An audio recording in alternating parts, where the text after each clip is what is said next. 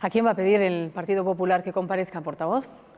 La lista es amplia, ¿no? Y la propuesta que vamos a hacer entendemos que debe de ser amplia, no solamente desde nuestro grupo, sino desde el conjunto de los grupos que aquí estamos representados, por una razón fácil de entender.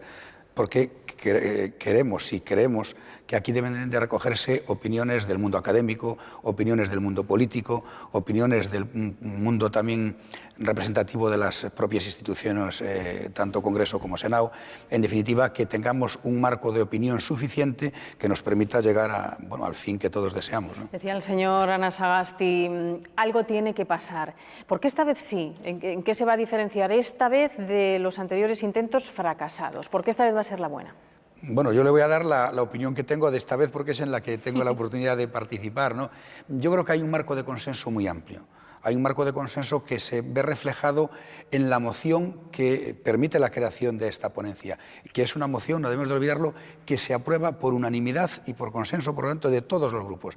Y eso yo creo que es un elemento de partida muy positivo de cara a conseguir ese objetivo final, ¿no? ¿Se contentan con un acuerdo de mínimos o es más ambiciosa la reforma? O sea, ¿qué reforma consideraría un éxito el Partido Popular? Yo creo que no hay que plantearlo desde mi punto de vista en esos términos. Es decir, todos coincidimos en que hay un cierto desfase temporal desde el momento en que se aprueba la Constitución y el desarrollo autonómico de este país. Y a eso hay que darle respuesta. Y creemos que hay que darle respuesta precisamente desde aquí, porque esta es la Cámara de Representación Territorial, tal como define la propia Constitución. Pero es obvio que en aquel entonces no existía el estado de autonomía que tenemos ahora.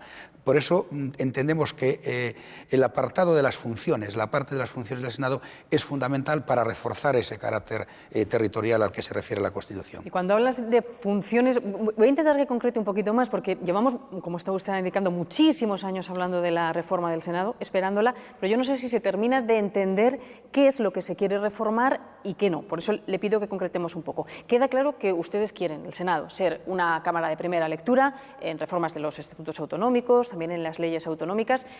Pero, ¿qué más? Por ejemplo, ¿se plantean que los senadores representen a las comunidades autónomas y no a las provincias, como ocurre ahora? ¿Ese sería un paso? No, yo creo que es muy fácil de entender. El Senado es una institución que forma parte de la estructura del Estado, una estructura bicameral como la que tenemos aquí en España.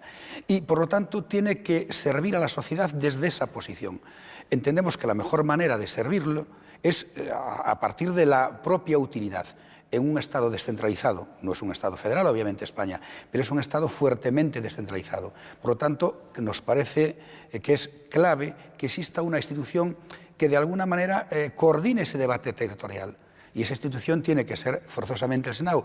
De ahí el que vayamos por esa ponderación, por así decirlo, de los trámites de lectura en los debates territoriales, no por una mera competencia, que no existe, obviamente, Congreso-Senado, ¿no? Escuchábamos antes a Manuel Fraga, otra vez a Manuel Fraga, bueno, ese comentario sobre los hechos diferenciales. Eso fue lo que un poco dio al traste, ¿no?, con los anteriores intentos. Por ejemplo, las voces que reclamaban, me refiero a los nacionalistas catalanes, que algunas comunidades tuvieran más peso que otras en la reforma del Senado, en el Senado que se quiere plantear. ¿Eso ocurrió así? ¿Ese fue el problema, digamos, que ha hecho fracasar hasta ahora todos los intentos? Claro, yo creo que no se partió de una posición de consenso como la que arrancamos ahora, ¿no?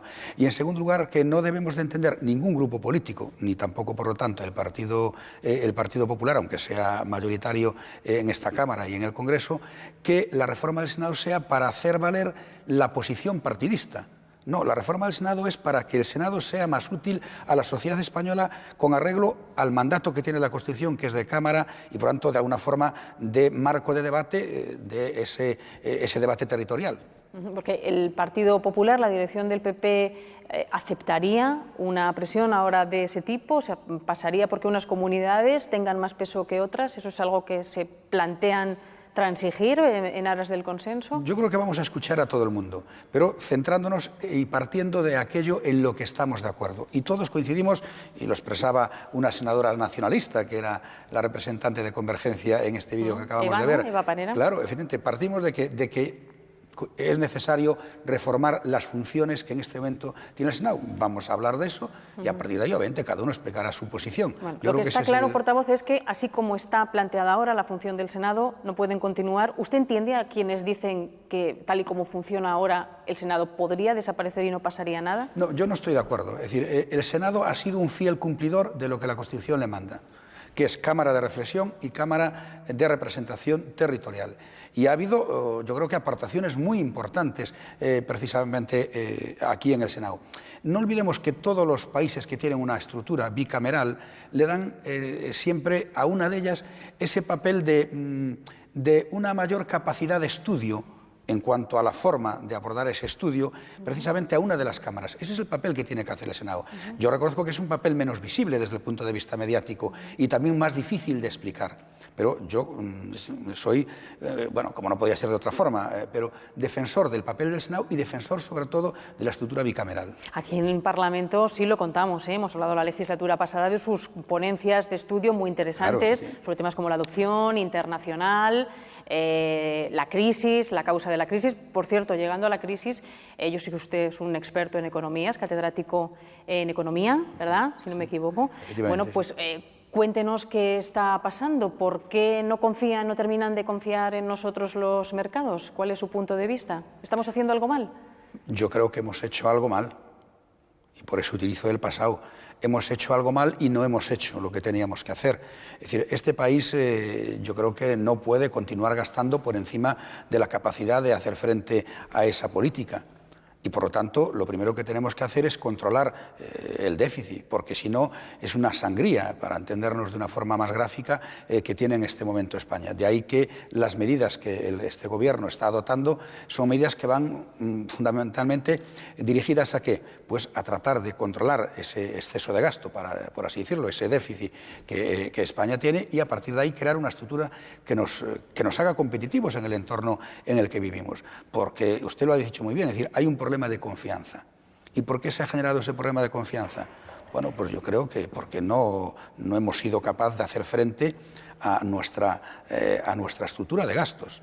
Y entonces eso tenemos que corregirlo necesariamente. Por cierto, esta misma semana hemos sabido que se corregía el déficit del 2011 porque Madrid, Castilla y León y Valencia, la Comunidad Valenciana, si no me equivoco, han corregido también la cifra con la que cerraron el año pasado. ¿Con este desfase, señor Barreiro, nos va a ser posible cumplir a final de este año con ese 5,3% de déficit que nos exige cumplir Bruselas? Yo estoy convencido de que sí, pero no es que nos exija cumplirlo Bruselas, es que lo necesita el país. Yo creo que la lectura es distinta.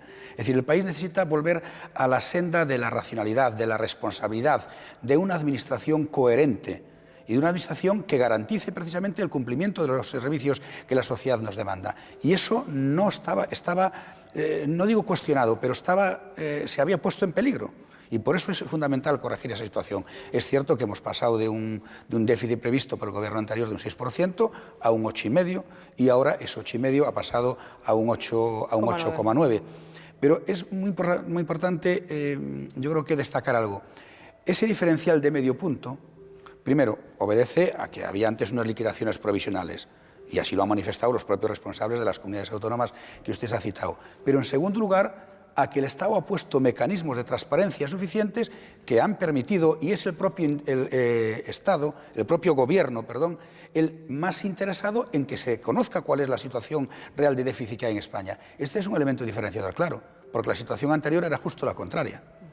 El Estado no decía la verdad de lo que debía España. Perdón, el Gobierno no decía la verdad de lo que debía el Estado español. El Gobierno socialista de la anterior legislatura se refiere. Bueno, usted sabe que en la calle están siendo contestadas algunas de las reformas que está emprendiendo el Gobierno Rajoy. Esta misma semana hemos visto una huelga y una manifestación contra los recortes en educación. En este debate que se ha abierto y en el que todos participamos en las últimas semanas entre austeridad y crecimiento, ¿usted qué dice? ¿Están reñidos?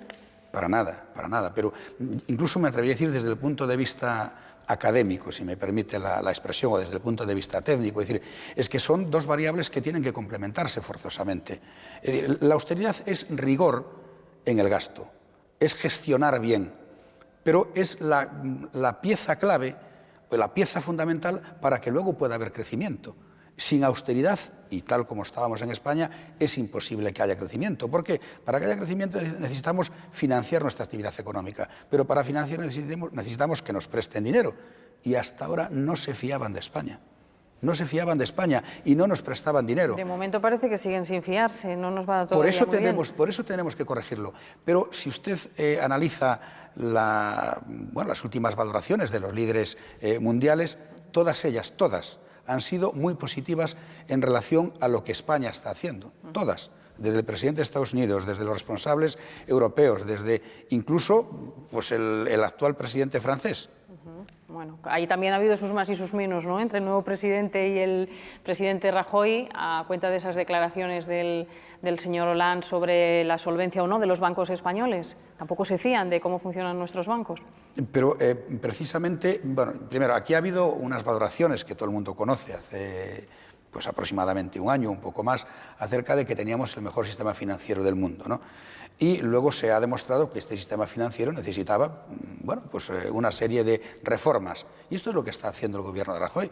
Por eso el gobierno de Rajoy está haciendo lo que el país necesita en este momento, que yo estoy plenamente convencido de que estos ajustes no serían de esta magnitud, vamos a decirlo así, si antes se hubiera hecho lo que había que hacer.